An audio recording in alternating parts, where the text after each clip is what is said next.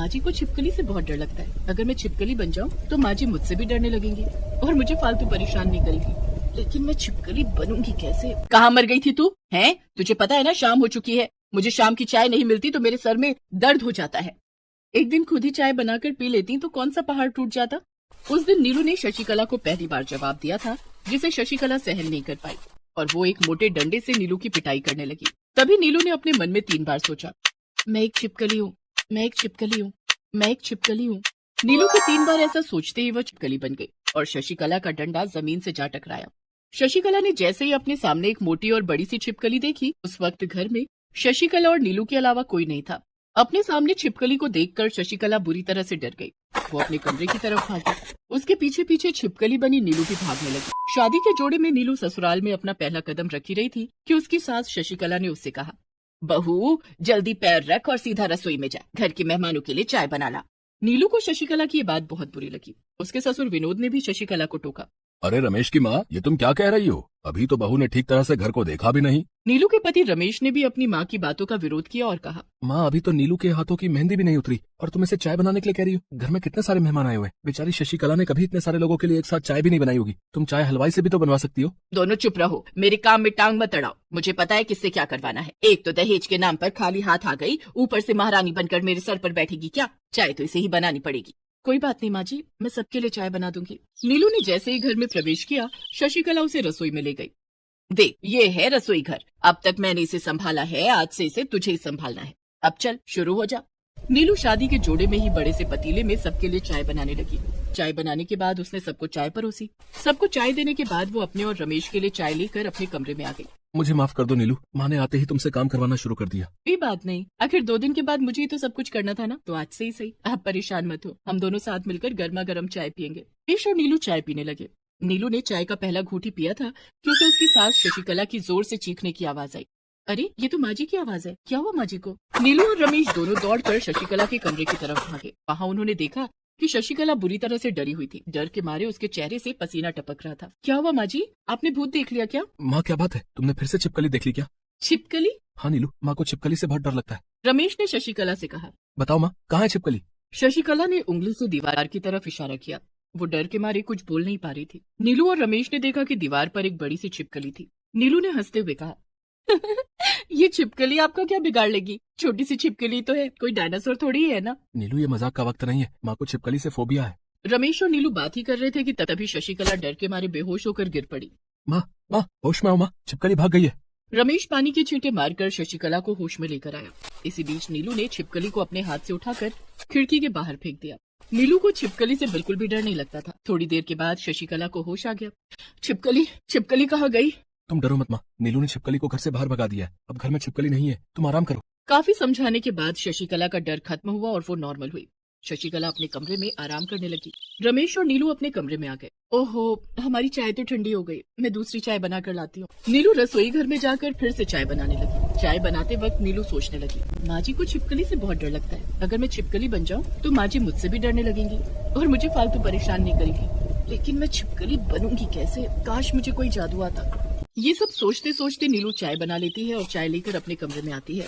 रमेश और नीलू साथ मिलकर चाय पीने लगते हैं। थोड़ी देर के बाद नीलू की मुंह दिखाई की रस्म शुरू हो जाती है। सारे रिश्तेदार नीलू की मुंह दिखाई करते हैं और बदले में उसे तोहफे देते हैं। मुंह दिखाई की रस्म खत्म होने के बाद नीलू बहू खाना बनाकर सभी रिश्तेदारों को खाना खिला दे और खुद भी खाना खाकर जल्दी सो जा। कल सुबह सारे रिश्तेदारों की विदाई होगी। सबके लिए सुबह उठकर तुझे खीर पूरी बनानी है।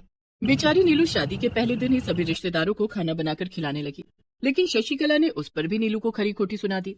तुझे तेरी माँ ने खाना बनाना नहीं सिखाया क्या? दाल ऐसे बनती है, न इसमें हींग का तड़का लगाया है और न लहसुन का, और सब्जी में तो कोई स्वाद है ही नहीं। ऐसा खाना तो किसी को भी अच्छा न लगे। सारे रिश्तेदारों के सामने मेरी नाक कटवा दी। रमेश की माँ, बस भी करो, नई बहू से इतने काम करवाना और उसकी बुराई करना ठीक नहीं है।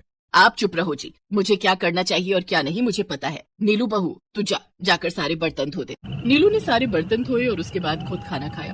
काफी देर हो चुकी थी। नीलू थक कर सो गई। सुबह सबके उठने से पहले वो उठ गई और सारे मेहमानों के लिए खीर पूरी बनाकर तैयार कर लिया। सबके उठने के बाद नीलू ने सारे मेहमानों को खाना खिलाया और उनकी विदाई की। अब सारे मेहमान जा चुके थे। नीलू ने घर की सारी जिम्मेदारी अपने कंधों पर उठा ली थी। घर का सारा काम करना, यहाँ तक कि बाहर से फल सब्जी राशन लाना, सारे काम नीलू खुद करती। एक दिन नीलू सब्जी लाने बाजार गई। वो ढेर सारी सब्जियां और फल खरीदने लगी। रमेश को आम बहुत पसंद है, 1 किलो आम ले लेती हूँ, और बाबूजी को खरबूजे बहुत पसंद है, 1 किलो खरबूजा भी ले लेती हूँ। नीलू सबकी पसंद के फल और सब्जियां खरीद कर घर जाने लगी। रास्ते में उसे किसी ने आवाज दी, बेटी कुछ खाने को दे दो, बहुत भूखी हूँ। नीलू ने पीछे मुड़कर देखा तो एक बहुत बूढ़ी औरत अपनी कपकपाती आवाज से उसे आवाज लगा रही थी, बेटी मुझे कुछ खाने को दे दो। हाँ हाँ अम्मा, ये सब आपके लिए तो है। नीलू ने सारे फल उस बूढ़ी अम्मा को दे दिए। बूढ़ी अम्मा ने वहीं बैठकर सारे फल खा लिए। उसे सारे फल खाते हुए देखकर नीलू ने सोचा, लगता है अम्मा ने बहुत दिनों से कुछ नहीं खाया है, तभी तो 1 किलो आम और 1 किलो खरबूजा एक साथ खा लिया। तूने सही कहा बेटी, मैंने बहुत दिनों से कुछ नहीं खाया था। अरे अम्मा, आपको कैसे पता कि मैं क्या सोच रही हूँ? मुझे तो ये भी पता है कि तू अपनी सास से बहुत परेशान है और तेरी सास छिपकली से बहुत डरती है। क्या आप कोई जादूगर हो? सारी बातें आपको कैसे पता है? हाँ, तूने ठीक कहा बेटी, मैं एक जादूगर हूँ। मैं लोगों की इंसानियत की परीक्षा लेने निकली थी। जो भी उस परीक्षा में पास होता, उसे मैं अपनी कुछ जादुई शक्तियाँ दे देती। तू उस परीक्षा में पास हुई है, इसलिए अब मैं तुझे अपनी कुछ जादुई शक्तियाँ दूंगी। बूढ़ी अम्मा बनी जादूगरनी नीलू को अपनी जादुई शक्तियों का कुछ अंश दे देती है।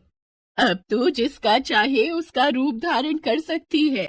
सच में अम्मा, क्या मैं छिपकली का रूप धारण कर सकती हूँ? हाँ, तू छिपकली बन सकती है और अपनी सास को डराकर काबू में कर सकती है। लेकिन तुझे छिपकली बनने से पहले अपने मन में 3 बार सोचना होगा कि मैं एक छिपकली हूँ।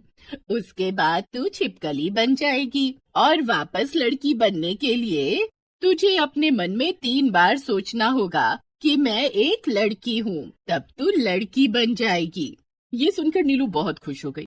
आपका बहुत बहुत धन्यवाद अम्मा, खुश रहो बेटी। अच्छा, अब मैं चलती हूँ। नीलू भी अपने घर आ गई। उस दिन नीलू को घर आने में बहुत देर हो गई थी। शशिकला बहुत गुस्से में थी। मर गई थी तू? हैं? तुझे पता है ना शाम हो चुकी है। मुझे शाम की चाय नहीं मिलती तो मेरे सर में दर्द हो जाता है। एक दिन खुद ही चाय बनाकर पी लेती तो कौन सा पहाड़ टूट जाता। उस दिन नीलू ने शशिकला को पहली बार जवाब दिया था, जिसे शशिकला सहन नहीं कर पाई और वो एक मोटे डंडे से नीलू की पिटाई करने लगी। तभी नीलू ने अपने मन में 3 बार सोचा, मैं एक छिपकली हूँ, मैं एक छिपकली हूँ, मैं एक छिपकली हूँ। नीलू को 3 बार ऐसा सोचते ही वह छिपकली बन गई और शशिकला का डंडा जमीन से जा टकराया। शशिकला ने जैसे ही अपने सामने एक मोटी और बड़ी सी छिपकली देखी, उसकी जोर से चीख निकल गई। उस वक्त घर में शशिकला और नीलू के अलावा कोई नहीं था। अपने सामने छिपकली को देखकर शशिकला बुरी तरह से डर गई। वो अपने कमरे की तरफ भागी। उसके पीछे पीछे छिपकली बनी नीलू भी भागने लगी। शशिकला ने अपने कमरे में जाकर दरवाजा अंदर से बंद कर लिया और वो बेहोश हो गई। कमरे के बाहर छिपकली बनी नीलू शशिकला का इंतजार करने लगी, लेकिन शशिकला बाहर नहीं आई। इससे पहले कि रमेश या बाबूजी घर पर आ जाए, मुझे अपने असली रूप में आना होगा। नीलू ने अपने मन में 3 बार सोचा, मैं एक लड़की हूँ, मैं एक लड़की हूँ, मैं एक लड़की हूँ। ऐसा सोचते ही नीलू वापस अपने असली रूप में आ गई। थोड़ी देर के बाद रमेश और विनोद भी घर आ गए। लो बहू, तुम्हारी माँ कहाँ है? बाबूजी, माँ तो कब से अपने कमरे में बंद है। मैंने कितनी बार कहा दरवाजा खोलने के लिए, लेकिन वो बाहर ही नहीं आ रही है। तब रमेश खिड़की की तरफ से शशिकला के कमरे के अंदर आया और उसने कमरे का दरवाजा खोला। नीलू ने शशिकला के मुंह पर पानी के छींटे मारे और शशिकला को होश आ गया, लेकिन अपने सामने नीलू को देखकर शशिकला की हालत खराब हो गई। क्या हुआ माँ, तुम इतनी घबराई हुई क्यों? शशिकला ने नीलू की तरफ इशारा करके कहा, बहू छिपकली है। वो माँ, लगता है तुम्हारा दिमाग खराब हो गया। ये तुम्हारी बहू नीलू है, कोई छिपकली नहीं। तुम्हें तो सब जगह छिपकली दिखाई देती है। शशिकला की बात पर किसी ने यकीन नहीं किया और नीलू मुस्कुराकर शशिकला को देखने लगी। उस दिन के बाद से शशिकला जब भी नीलू को परेशान करने की कोशिश करती, नीलू छिपकली बन जाती। नीलू को छिपकली के रूप में देखकर शशिकला की बुरी हालत हो जाती। शशिकला अब नीलू से बहुत डरने लगी थी। उसने नीलू को बेवजह परेशान करना छोड़ दिया। घर में जब कोई नहीं होता, तब तो शशिकला नीलू के सामने ही नहीं जाती। इस तरह नीलू को शशिकला की बदमाशियों से मुक्ति मिल गई थी।